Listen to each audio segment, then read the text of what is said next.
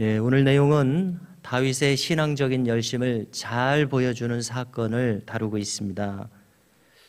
법궤는 모세 이래로 하나님의 임재의 상징이었습니다.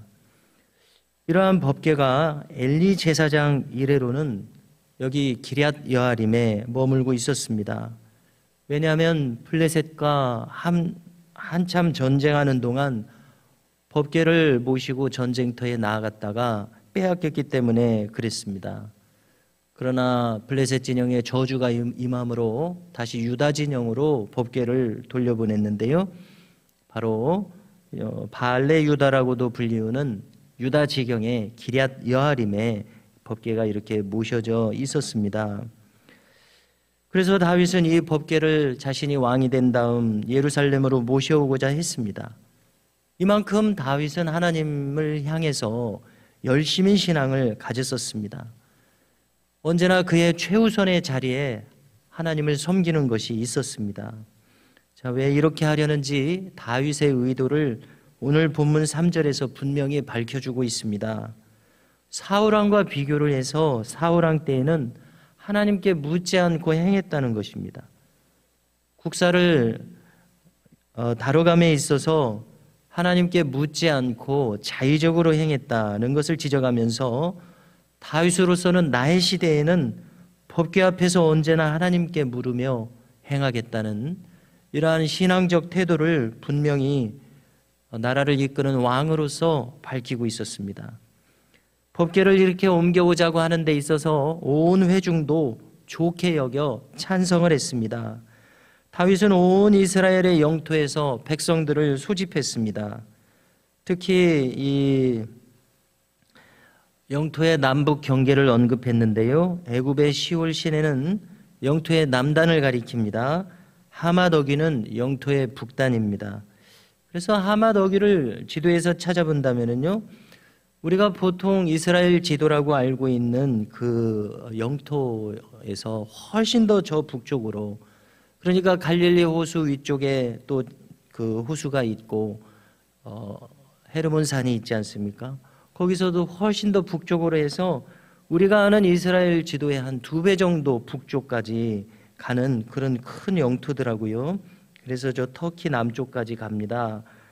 그래서 현재 지도로 보면 레바논의 북단까지 이르는 거기가 하맛어귀입니다.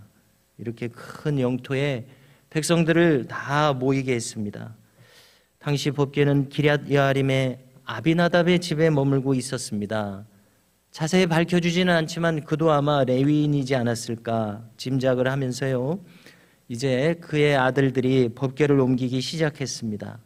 우사와 아히요, 우리 열왕기에서는 아효라고 되어 있는데 여기서는 이제 히브리어를 확인하지 못했습니다만은 아히오라고 이렇게 기록했네요. 여기서 이 두 아들이 법궤를 옮기게 됐습니다. 그들은 수레를 이용했습니다. 그래서 여기서부터 지금 문제가 되고 있었습니다. 왜냐하면 우리가 모세오경에 있는 모세의 율법에 따르면은 법궤란 오직 레위 족속 중에서도 그 레위의 세 아들이 있었는데 그 중에 고핫 족속의 자손들만이 레위인 중에서도 옮길 수 있었습니다. 그리고 손을 대서 옮길 수 있는 것이 아니라 이것은 지극히 거룩한 성물이었습니다. 지성물이었습니다. 성막의 그 성물들 중에서 지성물들은 손을 대서는 안 되고 고리를 거기에 제작했었는데 고리에 채를 꿰어서 고핫 자손들이 그것을 어깨에 메고 옮기라고 이렇게 율법으로 적시해 놓았었습니다. 이렇게 손을 대서는 안 됐는데요, 수레를 이용해서도 안 됐습니다. 고핫 자손들이 어깨에 메고 옮겼어야 했습니다. 그런데 이 방법을 율법을 잊어버려서 그런지, 율법에 주목하지 않아서 그런지, 율법을 존중하지 않아서 그런지 이들은 수레에 이렇게 옮기고 있었습니다.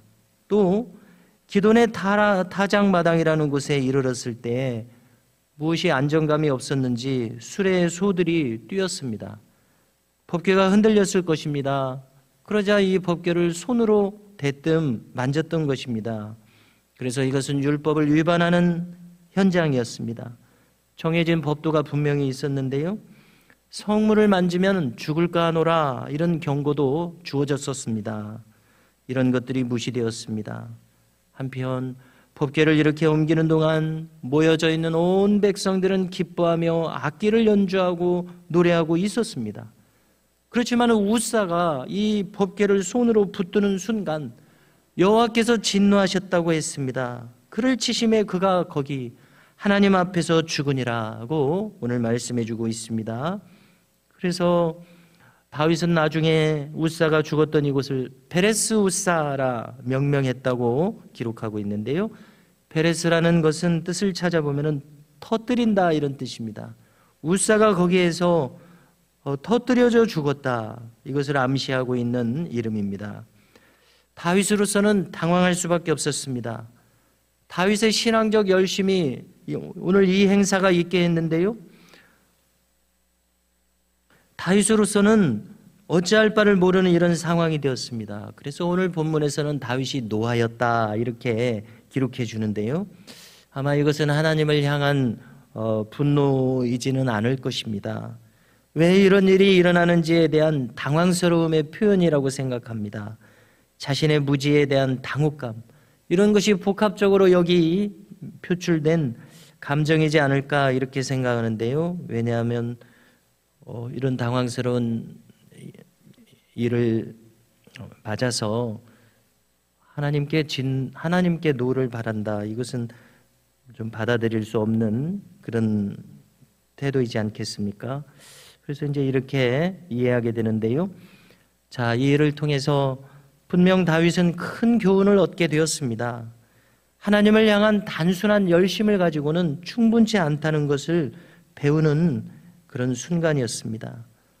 하나님께서 합당히 여기시는 바른 방법으로 그분을 섬겨야 함을 알게 되었을 것입니다. 즉 하나님의 거룩을 훼손해서는 아니 되었습니다. 어디까지나 하나님 앞에서는 성속의 구분이 분명히 있어야 함을 알게 해주는 사건이었습니다. 다윗은 그래서 여기서 멈췄습니다. 그리고 그 법궤를 오벳 에돔이라고 하는 인물의 집으로 메어갔습니다.